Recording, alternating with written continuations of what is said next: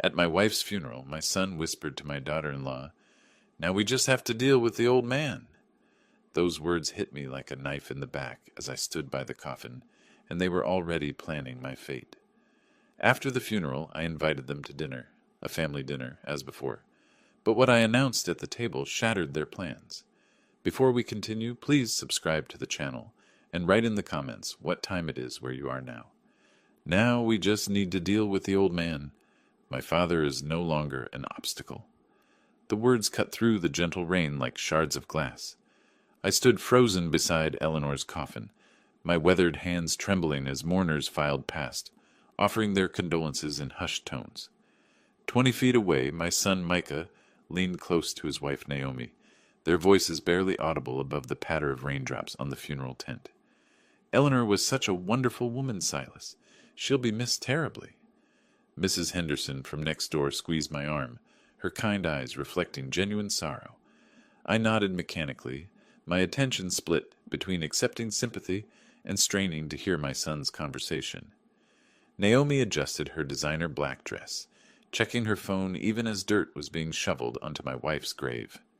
"The location is perfect for development. Once we get the property," her manicured fingers gestured dismissively toward our family home visible through the cemetery trees. 40 years of marriage lay beneath that mahogany casket. Eleanor's roses, her Sunday dinners, her gentle voice calling me in from the garden, all reduced to whispered real estate calculations. The rain intensified, drumming against the funeral tent like angry fingers. Dad looks pathetic standing there. Micah's voice carried a cold edge I'd never heard before.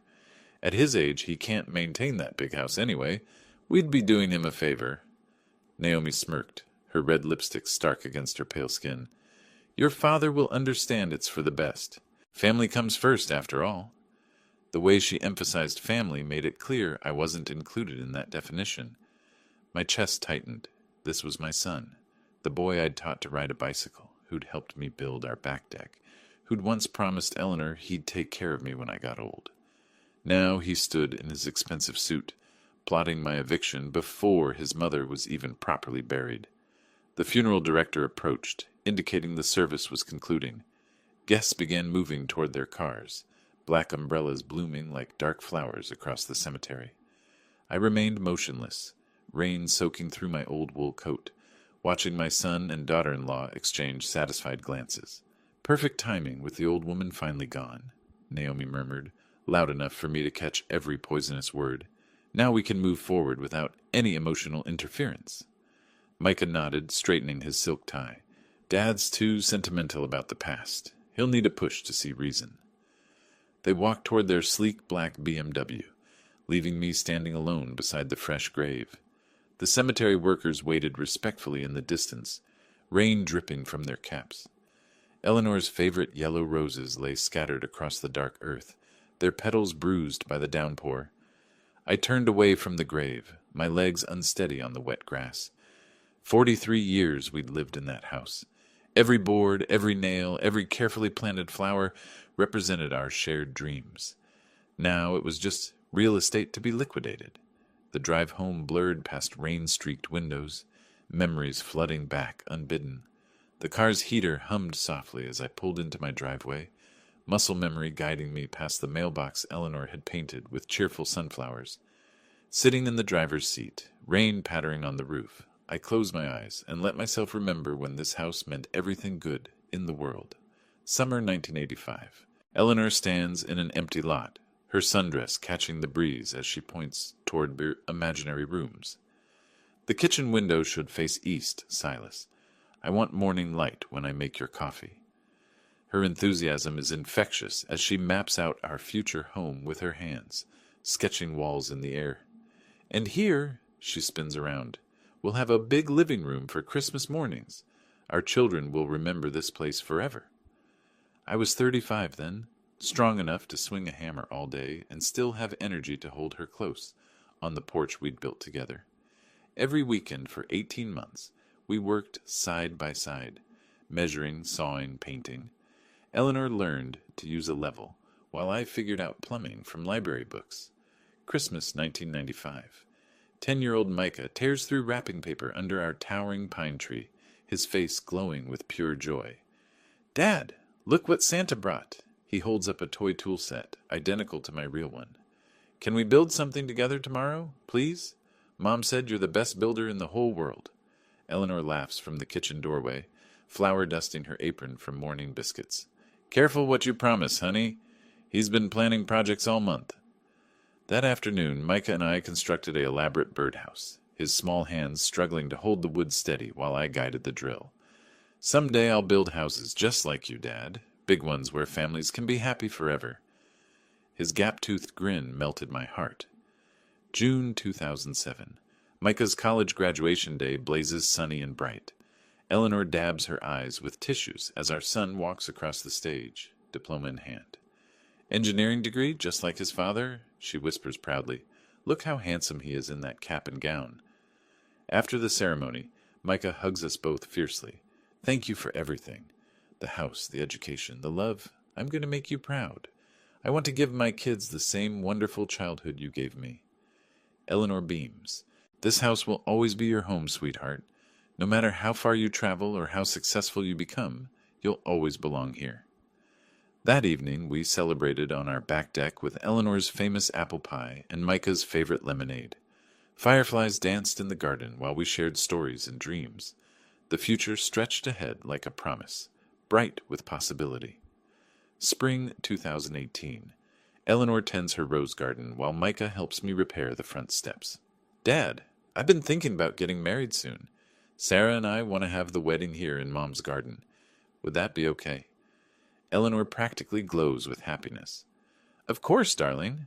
We'll make it the most beautiful celebration. This house was built for family milestones. But Sarah wasn't the woman he eventually married. That relationship ended quietly, and then came Naomi. The memories felt like physical blows now, each one highlighting the vast distance between the loving son I'd raised and the cold stranger at the cemetery. When had everything changed? When had our family legacy become just valuable real estate? Rain continued drumming on the car roof as I stared at our front door, wondering if I even recognized the man my son had become. October 2020. Dr. Martinez's office feels sterile and harsh under fluorescent lights. "I'm sorry, but the tests confirm it's cancer. Stage 2, but very treatable with aggressive chemotherapy." Eleanor grips my hand tightly while Micah sits in the corner chair, his face pale with shock. "Whatever it takes, Doc. Money's no object." His voice cracks with genuine emotion. "She's the strongest woman I know. She'll beat this." For the first few months, we were united again. Micah drove Eleanor to treatments when I couldn't manage the traffic. He brought groceries, helped with household repairs, even spent evenings playing cards like old times. I thought the crisis had restored our family bond. March 2021. Micah brings Naomi to Sunday dinner for the first time. She surveys our modest dining room with barely concealed disdain, her designer outfit clashing with Eleanor's handmade tablecloth. "What a quaint little place," Naomi comments, her smile sharp as a blade. "So authentic. Very retro." Eleanor, weakened from chemotherapy but still gracious, offers homemade rolls. "Thank you, dear. We've been happy here for 36 years. Naomi declines the food with a wave of her manicured hand.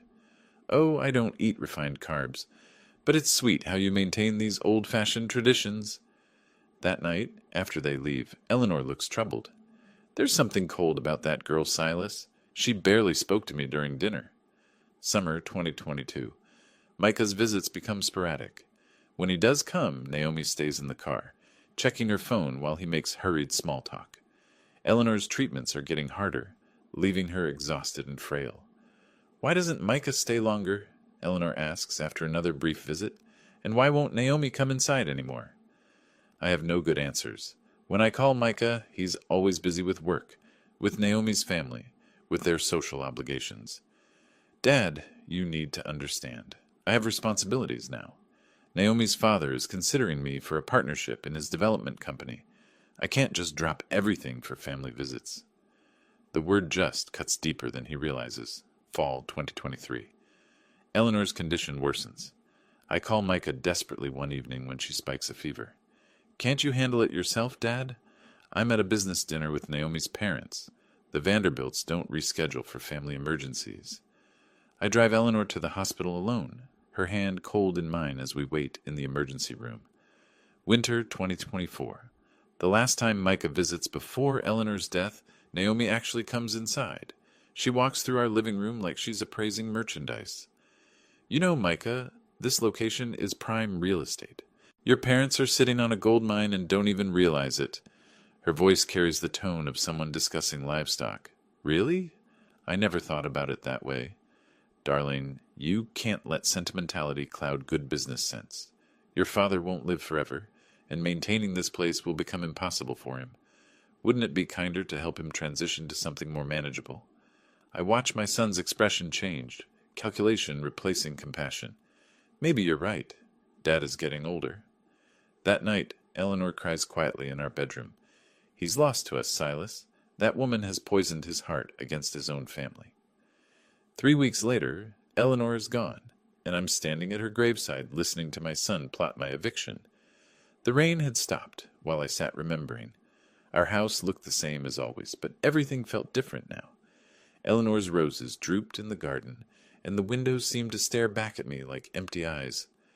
I climbed out of the car slowly, my 70-year-old bones protesting against the dampness. Tomorrow, I knew, Micah would come with his demands and ultimatums, but tonight I just wanted to grieve my wife and mourn the son I'd apparently lost, long before I realized he was gone. But tomorrow came sooner than expected. Micah strode across the muddy cemetery ground with purpose, his expensive Italian shoes squelching in the wet earth. Behind him, Naomi picked her way carefully around puddles, her designer heels struggling for purchase on the slippery grass. Dad, we need to talk. Micah's voice carried the tone he probably used in boardrooms, confident, commanding, leaving no room for negotiation. Reginald has made a generous offer for the house. $5,000, cash, immediate closing. I stared at him, raindrops still clinging to my funeral program. At your mother's funeral? Have you completely lost your mind? Business doesn't stop for sentiment, Dad. He adjusted his silk tie, completely unbothered by the sacred ground beneath our feet. This is actually the perfect time to discuss practical matters. Clean slate, fresh start. Naomi stepped forward, her red lipstick garish against the gray cemetery backdrop. It's actually quite generous for such an old property, Silas. The location is really the only valuable asset you have. Valuable asset? My voice cracked with disbelief. That's my home. Our home. Eleanor and I built every inch of it together. Sentimental value isn't market value, Dad. Micah pulled out his phone, checking messages even as we stood beside his mother's fresh grave. You're 70 years old. Maintaining a house that size will become impossible. We're offering you a graceful exit. The remaining funeral guests had stopped their quiet conversations, sensing the tension. Mrs. Henderson glanced over nervously, probably wondering why we were conducting business at a burial site. 40 years we lived there. My hands shook as I crumpled the funeral program. That house is worth $200,000 minimum. You're offering peanuts. Naomi laughed, a sound like breaking glass. Oh, Silas, you really have no idea how real estate works, do you? That neighborhood is going downhill. The house needs extensive renovations. $5,000 is more than fair. It's a steal, and you know it. I stepped closer to my son, rain beginning to fall harder. You're trying to rob your own father on the day we buried your mother. I'm trying to help you, Dad. Micah's mask of patience was slipping. Reginald's company has plans for that entire block. If you don't sell voluntarily, they'll find other ways to acquire the property. Eminent domain, code violations, tax assessments. Are you threatening me? I'm warning you. His eyes went cold. This can be easy or difficult. The choice is yours. Naomi smiled triumphantly, already counting her victory. My father doesn't lose, Silas. Ever. You should feel grateful he's giving you this opportunity. The other mourners were definitely watching now. Several had moved closer, probably thinking a family argument was about to explode into something physical. The funeral director approached diplomatically, clearly wanting to restore dignity to the proceedings. I think, I said slowly, my voice gaining strength, you should leave, both of you. Get out of my sight before I do something we'll all regret. Micah straightened his expensive suit jacket. You have 48 hours to accept the offer, Dad. After that, things get complicated. They walked away toward their BMW, Naomi's laughter echoing across the cemetery like a crow's call. I watched them drive off, my fists clenched so tightly, my knuckles had gone white. Eleanor's grave marker gleamed wetly in the rain.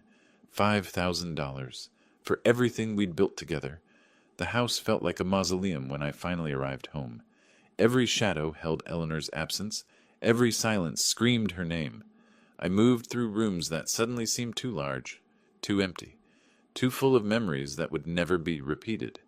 Her reading glasses still lay folded on the kitchen table beside yesterday's crossword puzzle. Half finished.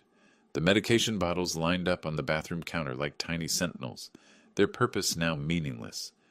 I touched each one, remembering how carefully I'd organized her pills each morning, how she'd smiled and called me her personal pharmacist.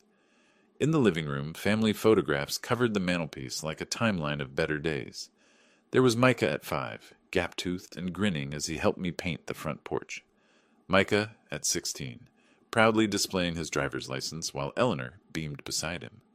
Micah at his college graduation, his arm around both his parents, his face radiating love and gratitude. When had that love died? When had we become obstacles instead of family? I sank into Eleanor's favorite armchair, the one by the window where she'd spent her final months watching birds at the feeder. Her lavender scent still clung to the fabric, faint but unmistakable.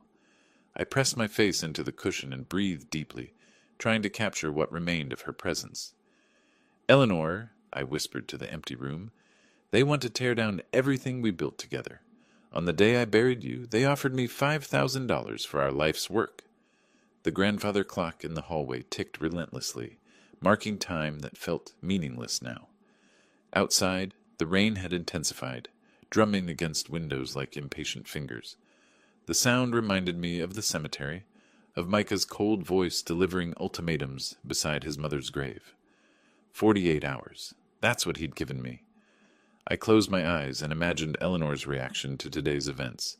She would have been heartbroken, but not surprised. "I told you that woman was poison," she would have said. "I tried to warn you about what she was doing to our boy." She had tried. During her illness, Eleanor had mentioned Naomi's subtle cruelties, her calculated comments designed to drive wedges between family members. I dismissed it as chemotherapy-induced paranoia, too focused on medical treatments to see the emotional manipulation happening right in front of me. Now the house felt haunted by all the conversations we should have had, all the warnings I should have heeded. The walls that had once protected our family's happiness now seemed fragile, vulnerable to forces I'd never anticipated. Thunder rolled overhead, and lightning briefly illuminated the garden where Eleanor's roses drooped under the weight of accumulated rain. She'd planted each bush with specific intention, the yellow ones for friendship, the red for passion, the white for new beginnings. Naomi probably saw them as landscaping obstacles to be bulldozed. I must have dozed in Eleanor's chair because suddenly the room was darker and the rain had stopped. Sunlight streamed through the kitchen windows as I attempted my usual morning routine. Coffee brewing, newspaper unfolded, trying to pretend this was just another ordinary day, instead of the morning after my world collapsed. My neck ached from sleeping in Eleanor's chair, and my reflection in the coffee pot showed an old man who looked every one of his 70 years. The doorbell rang at exactly 8:30. Through the peephole I saw Micah and Naomi, standing on my front porch like door-to-door salesmen. Micah carried a leather briefcase, and Naomi wore a smug expression that made my blood pressure spike. They hadn't bothered calling first. Clearly they expected immediate capitulation. "We're here for your answer, Dad." Micah pushed past me into the foyer without invitation, Naomi following with the entitled confidence of someone who believed the house already belonged to her. "My answer is no." I closed the door harder than necessary. "Absolutely not." Naomi surveyed the living room like she was already planning renovations. "That's unfortunate, Silas. My father's lawyers have reviewed the property records very carefully. This can go easy or it can go hard." "Is that a threat?" "It's reality." She settled onto Eleanor's couch without permission, her designer purse placed possessively on the coffee table. "Judge Morrison owes my family several significant favors. You won't win in court, and fighting us will cost you everything anyway." Micah opened his briefcase with practiced efficiency. We're offering you one final opportunity to walk away with dignity intact. $5,000 and a comfortable apartment in Sunset Manor. They have excellent facilities for seniors. I'm not going to a nursing home? My voice came out stronger than I felt. This is my house. I built it with my own hands. Sentimentality is expensive, Dad. Micah's tone suggested he was dealing with a particularly stubborn child. The property taxes alone will bankrupt you within 2 years. The roof needs replacement. The plumbing is outdated. The electrical system violates current codes. All fixable problems, Naomi laughed, examining her manicured nails. With what money? Your pension barely covers groceries. You're living in a deteriorating asset that's bleeding value every month. We have resources you can't imagine, old man. Her mask of politeness finally slipped completely. My father owns half the city council, 3 county commissioners, and enough judges to make your life very uncomfortable. Fighting us isn't brave, it's stupid. I felt something cold settle in my chest. Get out. Excuse me. Get out of my house. Right now. Micah stood up, snapping his briefcase shut. You're making a serious mistake, Dad. We tried to do this nicely. Nicely? I moved toward the door, gesturing for them to follow. You offered me pennies for my life's work at your mother's funeral. There's nothing nice about anything you've done. Naomi gathered her purse with theatrical indignation. You'll regret this stubbornness, Silas. My family doesn't accept defeat gracefully. Neither do I. I held the door open until they had no choice but to leave. Micah paused on the threshold, his expression mixing frustration with something that might have been genuine concern. This isn't over, Dad. I hope you understand that. Yes, I said quietly. I'm counting on it. After they drove away, I stood in my kitchen, hands shaking with adrenaline. 48 hours had become immediate war. But they'd made one crucial mistake. They'd underestimated their enemy. Time to prove them wrong. 15 minutes of pacing the empty house had burned off the rage, leaving something far more dangerous in its place. Clarity. I stopped at Eleanor's desk in our small home office, surrounded by 40 years of careful record-keeping. If they wanted to play games with my property, they'd discover I wasn't the helpless old fool they imagined. The file cabinet yielded treasures, house deed, clear title, no liens or encumbrances, insurance policies showing full replacement value at $200,000, property tax records proving consistent payments for 4 decades. Most importantly, buried in the back of the legal documents folder, Harold Thompson's business card from 1995, edges yellowed, but still readable. Harold had guided us through the original purchase, explaining every clause with the patience of a true friend. We'd shared countless dinners over the years, fishing trips before Eleanor got sick, neighborhood barbecues where our children played together. If anyone could help me protect what Eleanor and I had built, it would be Harold. I spread the documents across Eleanor's kitchen table, the same surface where we'd planned our garden layouts, and discussed Micah's college applications. Her reading glasses still lay beside the morning crossword, and I found myself putting them on to examine the fine print more carefully. Strange how wearing them made me feel closer to her strategic mind. They think I'm just a helpless old man, I muttered to her empty chair. They're about to learn otherwise. My engineering background had taught me to approach problems systematically. What were the variables? Micah wanted the house for Reginald's development project. They were using intimidation tactics, assuming I'd cave under pressure. They had money and corrupt connections, but I had something more valuable. Legitimate ownership and 4 decades of community standing. Eleanor always said I was too methodical, taking forever to analyze problems that required immediate action. Today, that systematic thinking was exactly what I needed. Emotion had gotten me nowhere this morning. It was time for strategy. I examined Harold's business card, remembering how he'd refused payment for helping us with the original purchase. Friends don't charge friends for doing what's right, he'd said. I wondered if he still felt that way. The grandfather clock chimed 11:30. Harold would be in his office by now, probably reviewing contracts or preparing for court. I picked up the phone, dialing the number I'd memorized 40 years ago, wondering if he still answered his own calls in that small-town practice. The next morning I drove downtown to Harold's law office, the same modest brick building where he'd practiced for 25 years. Main Street looked exactly as it had decades ago. Small shops, American flags hanging from streetlights, the kind of place where handshake deals still meant something. Harold's secretary ushered me into his private office, walls lined with law books and family photographs. He looked older, grayer, but his handshake remained firm and his eyes sharp, with the intelligence that had made him Evergreen's most respected attorney. "Silas, I'm so sorry about Eleanor. She was a remarkable woman." He gestured to a chair across from his desk, already covered with legal papers. "Your call yesterday concerned me greatly. Tell me exactly what happened." I explained everything. The overheard conversation at the funeral, Micah's shocking offer, Naomi's threats about corrupt judges and forced sales. Harold's expression grew darker with each detail, occasionally shaking his head in disbelief. "I can't believe Micah would do this," he said finally, "especially now, so soon after losing Eleanor. This is beyond callous. It's vicious. Can they actually force me to sell?" Harold pulled out my property deed, studying it through his reading glasses. "Your ownership is absolutely clear. No liens, no disputes, no legal grounds for forced sale.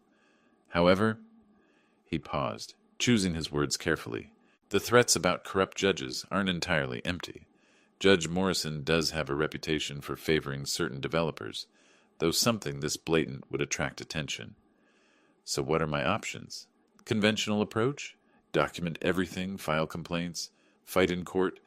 You'd probably win, but it would cost thousands in legal fees and take years to resolve." Harold leaned back in his chair, steepling his fingers. "However, there's another way, one that would protect your house permanently." "I'm listening." "Charitable transfer with lifetime occupancy rights. You donate the house to a legitimate charity. Take the tax deduction, but retain the legal right to live there until you die. The charity gets a valuable asset for their mission. You get tax benefits and absolute protection from seizure." The idea was brilliant in its simplicity. They couldn't touch it? Impossible. Charitable assets are completely protected from creditors, family disputes, or forced sales. You'd essentially make the house untouchable while keeping your home. Harold pulled out his address book, flipping to a business card. "Hope Against Cancer Foundation in Richmond. They do excellent work, and given Eleanor's struggle, it would be a fitting memorial." I studied the card, imagining Eleanor's approval. She'd always supported cancer research, donating what we could afford during her treatments. How quickly could this be arranged? "If you're serious, I can call today, set up a meeting tomorrow. The paperwork takes a few hours, but once it's filed, your house becomes legally untouchable." "Do it." Harold reached for his phone, then paused. "Silas, I need to ask, are you certain about this? It's permanent. You can live there forever, but you can't change your mind and sell later." I thought about Eleanor's roses, about Micah's cold eyes at her funeral, about 40 years of memories they wanted to bulldoze for profit. "Harold, I've never been more certain of anything in my life." The drive to Richmond took 45 minutes through Virginia countryside that Eleanor had always loved. Rolling hills, horse farms, the kind of scenery that reminded you why we'd chosen to build our life in this part of the world. I'd called in sick to my part-time consulting job. Some things were more important than maintaining appearances. Hope Against Cancer Foundation occupied a modern building near the medical district, its lobby filled with inspiring stories of survivors and researchers. The development director, Margaret Chen, greeted me with genuine warmth and professional competence. "Mr. Hicks, Harold Thompson explained your situation. First, let me express our condolences on your wife's passing. Cancer touches every family, and memorial gifts like yours help us continue the fight." Margaret led me to a conference room where the Foundation's legal counsel, David Rodriguez, had prepared a stack of documents. The property appraisal Harold had arranged valued the house at exactly $200,000, 40 times what Micah had offered. "The process is straightforward," David explained, spreading papers across the polished table. "You're donating the property to our foundation with a retained life estate. You'll receive a charitable tax deduction for the full value, while keeping the absolute right to occupy the house for the remainder of your life. And no one can force me to sell? Impossible. Once we accept this donation, the property belongs to Hope Against Cancer Foundation. It cannot be seized, sold, or transferred by anyone except us, and we have no intention of disturbing your occupancy." Margaret smiled, reviewing the donation paperwork. "This gift will fund significant cancer research programs. We're also interested in your wife's garden. Perhaps we could create a small memorial healing space for patients who need quiet reflection." The idea brought tears to my eyes.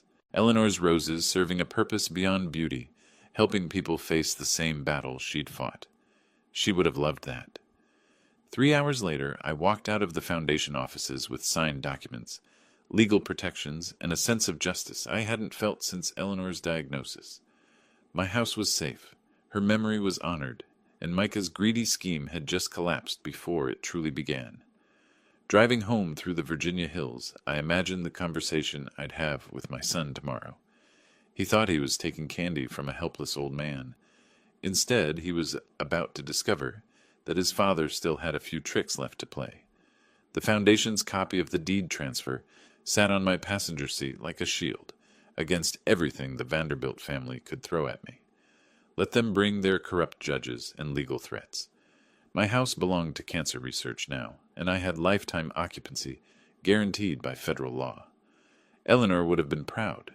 28 hours had passed since I signed those foundation papers, and my hands no longer trembled with uncertainty. Instead, they held the cordless phone steady as I prepared for the performance of my lifetime. Micah expected a broken old man begging for mercy. He was about to get exactly what he wanted to see. At 7 o'clock, I dialed his number, rehearsing the defeated tone in my mind. When he answered with his usual business-like efficiency, I let my voice crack slightly. "Son, I've been doing a lot of thinking since your visit yesterday." "Dad?" Surprise colored his voice. "I wasn't expecting to hear from you so soon. Maybe you and Naomi were right. Maybe I am being too sentimental about this old place." I paused, injecting just the right amount of weary resignation. "Your mother always said families should stick together, especially during difficult times." I could practically hear his satisfaction through the phone line. "I'm glad you're being reasonable about this, Dad. Naomi and I were worried you'd make this harder than necessary. Why don't you both come for dinner tomorrow evening? We can discuss the details properly, like a family should." I made my voice smaller, more vulnerable. "I've been so lonely since Eleanor passed. It would mean a lot to have you both here." "That sounds perfect." Micah's tone had shifted to barely contain triumph. 6:30? Perfect.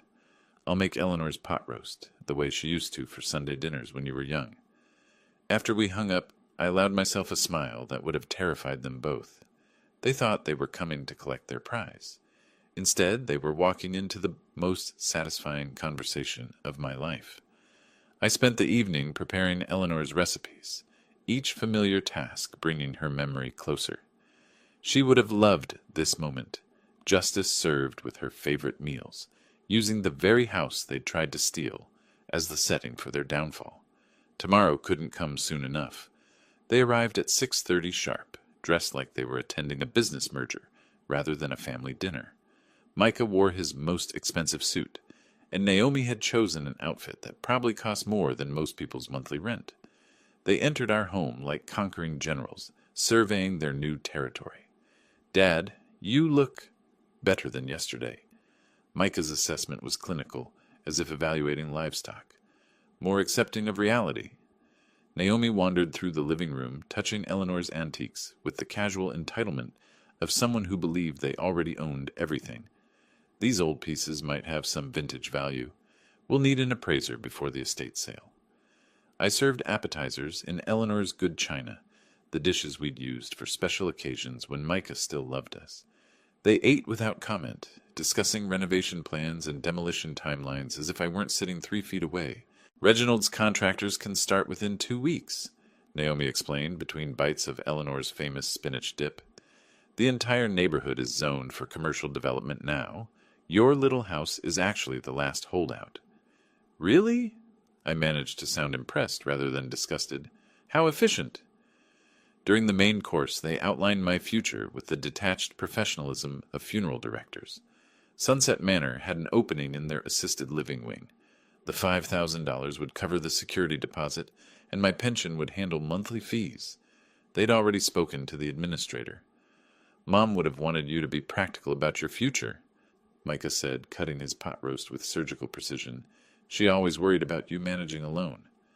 The casual cruelty of using Eleanor's memory to justify their theft made my blood pressure spike, but I maintained my mask of defeated acceptance. They were so close to complete victory that they'd stopped pretending to care about appearances. Finally, you're being sensible about this situation, Silas. Naomi raised her wine glass in a mock toast. Fighting us would have been expensive and pointless. This way, everyone wins. Everyone wins, I repeated quietly, thinking about the foundation documents hidden in Eleanor's desk drawer. They spent dessert discussing interior demolition and foundation work, casually erasing 40 years of our lives with architectural terminology. Naomi photographed various rooms with her phone, probably sending updates to her father's development team. We should get the paperwork signed tonight, Micah suggested over Eleanor's apple pie. No point in delaying the inevitable. Of course. I stood slowly, every movement calculated to suggest arthritic defeat. Let me get the documents from the desk. But instead of the house deed they expected, I returned with papers that would destroy their dreams forever. Before we sign anything, I said, settling back into my chair with the foundation transfer documents, there's something you both need to understand. Naomi barely looked up from her phone. What now, Silas? More sentimental nonsense about family memories? The house no longer belongs to me. I spread the legal papers across Eleanor's dinner table, like a poker player revealing a royal flush. I transferred it to the Hope Against Cancer Foundation 3 days ago, in Eleanor's memory. The silence that followed was absolute. Micah's fork clattered against his dessert plate as he reached for the documents, his face draining of color as he read. Naomi's wine glass stopped halfway to her lips, suspended in disbelief. This can't be legal. Micah's voice had gone hoarse. You can't just give away $200,000 worth of property. Already done, notarized, filed, and accepted. I leaned back in Eleanor's chair, feeling her approval radiating through the room. The transfer is irrevocable. You can't touch this property ever again.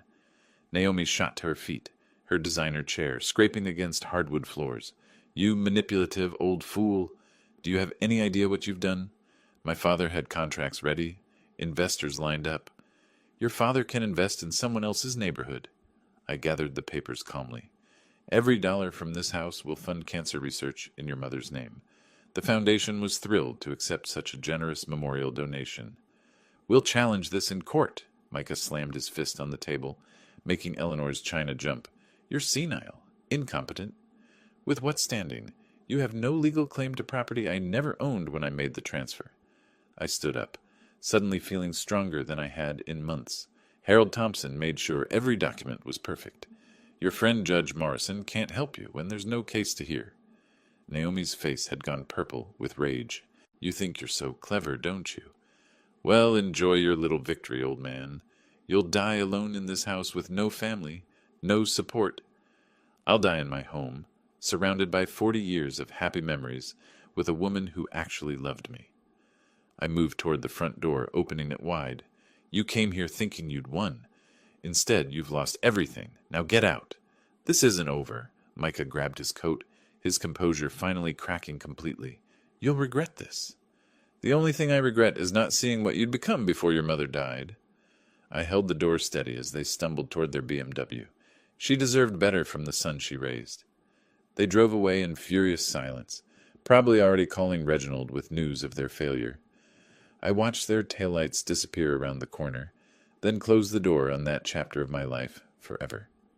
Walking back through the house, I touched Eleanor's favorite photographs, her reading chair, the kitchen table where we'd planned our future. The Hope Against Cancer Foundation would own these walls, but the love inside them belonged to us always. Justice served, Eleanor honored, home protected. Some revenge is worth waiting 70 years to perfect. If you like this story, please like this video, subscribe to the channel, and share your impressions of this story in the comments. To listen to the next story, click on the box on the left. Thank you for watching.